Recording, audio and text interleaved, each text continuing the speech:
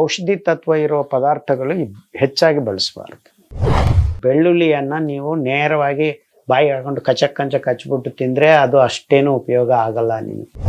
ಹಿಂಗನ್ನು ನೀವು ನೇರವಾಗಿ ಪುಡಿ ಬಳಸಬೇಡಿ. ಬೆಳ್ಳುಳ್ಳಿ ಅತಿ ಮುಖ್ಯವಾದ ಒಂದು ಸ್ಪೈಸ್ ನಮಗೆ. ಆ್ಯಕ್ಚುಲಿ ಇದು ತುಂಬ ಉಪಯೋಗಕಾರಿ. ಇದು ಹೃದಯದ ಆರೋಗ್ಯ ಮತ್ತು ನರಗಳ ಆರೋಗ್ಯ ಮತ್ತು ನಮ್ಮ ಜಠರ ತುಂಬ ಮುಖ್ಯವಾಗಿ ಕೆಲಸ ಮಾಡುತ್ತೆ. ಆದರೆ ಇದರಲ್ಲಿ ಸಲ್ಫರ್ ಕಾಂಪೌಂಡ್ ಇರುತ್ತೆ. ಅದು ಬೆಳ್ಳುಳ್ಳಿ ಹಾಗೆ ನೇರವಾಗಿ ಬಳಸಬಾರ್ದು. ಅದನ್ನು ಜಜ್ಜಿ ಒಂದು 10 ನಿಮಿಷ ಗಾಳಿಗೆ ಬಿಡಬೇಕು. ಸೊ ನಮಗೆ ಬೇಕಾಗಿದ್ದ ಆ ರಾಸಾಯನಿಕ ಪದಾರ್ಥ ರೆಡಿ ಆಗುತ್ತೆ ಆಕ್ಸಿಜನ್ ಸಹಾಯದಿಂದ. ಅದು ನಿಜವಾದ ಔಷಧಿ ಗುಣ ಇದ್ದ ಅಂಶ. ಸೊ ಬೆಳ್ಳುಳ್ಳಿಯನ್ನು ನೀವು ನೇರವಾಗಿ ಬಾಯಿಗೆ ಹಾಕೊಂಡು ಕಚ್ಚಕ್ಕಂಚ ಕಚ್ಬಿಟ್ಟು ತಿಂದರೆ ಅದು ಅಷ್ಟೇನು ಉಪಯೋಗ ಆಗಲ್ಲ ನಿಮಗೆ. ಅದನ್ನು ಫಸ್ಟ್ ಜಜ್ಜಿಬಿಟ್ಟು ಒಂದು 5 ನಿಮಿಷ 10 ನಿಮಿಷ ಬೇಕಾದರೆ ಜಾಲಿ ಥರ ಒಂದು ಮುಚ್ಚಳ ಹಾಕಿ ಗಾಳಿ ಆಡಬೇಕು. ಅದನ್ನು ನೀವು ನಿಮ್ಮ ಮಜ್ಜಿಗೆಗೆ ಹಾಕ್ಕೊಳ್ಳಿ ಅಥವಾ ಒಗ್ಗರಣೆಗೆ ಹಾಕ್ಕೊಳ್ಳಿ ಅಥವಾ ಎಲ್ಲಾದರೂ ಬಳಸಿ, ನೋ ಪ್ರಾಬ್ಲಮ್.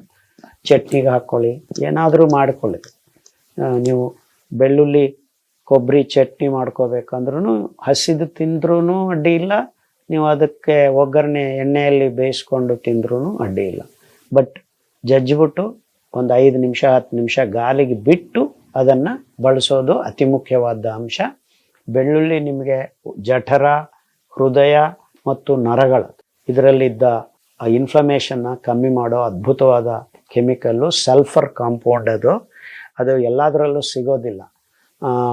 ಅದಕ್ಕೆ ಹತ್ರ ಬರೋದಂದರೆ ನಮ್ಮ ಹಿಂಗೂ ಆ ಕೆಲಸವೇ ಮಾಡುತ್ತೆ. ಹಿಂಗನ್ನು ನೀವು ನೇರವಾಗಿ ಪುಡಿ ಬಳಸಬೇಡಿ. ಸ್ವಲ್ಪ ನೀರಲ್ಲಿ ನೆನೆಸಿ ಒಂದಿಷ್ಟಿತ್ತು ಇಟ್ಟುಕೊಂಡು ಅದನ್ನು ಬಳಸೋದು ಅಭ್ಯಾಸ ಮಾಡ್ಕೊಳ್ಳಿ. ಸೊ ಅದಕ್ಕೆ ನಮ್ಮ ಹಿರಿಯರು ಬೆಳ್ಳುಳ್ಳಿ ತಿನ್ನೋರು ಹಿಂಗು ತಿನ್ನೋರು ಅಂತಾನೆ ಗುಂಪುಗಳಾಗಿವೆ.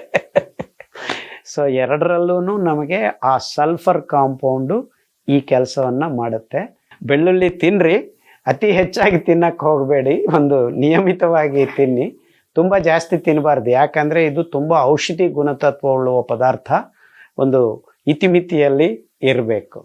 ಜಜ್ಜಿ ಸುಟ್ಟು ಬಾಯಿಗೆ ಹಾಕ್ಕೊಳ್ಳಿ.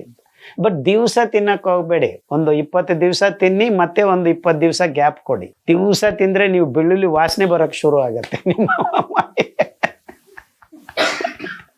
Okay, very good question. And ನಿಗದಿತ ಪ್ರಮಾಣದಲ್ಲಿ ಸರಿಯಾದ ರೀತಿಯಲ್ಲಿ ಬಳಸೋದು ಅತಿ ಮುಖ್ಯ. ಇನ್ಫ್ಯಾಕ್ಟ್ ಹಾರ್ಟ್ ಪ್ರಾಬ್ಲಮ್ ಇರೋರಿಗೆ ಇದು ಕ್ವಿಕ್ ರಿಲೀಫು ಕೊಡುತ್ತೆ. ಇವೆಲ್ಲ ಆ್ಯಂಟಿ ಇನ್ಫ್ಲಮೇಟರಿ.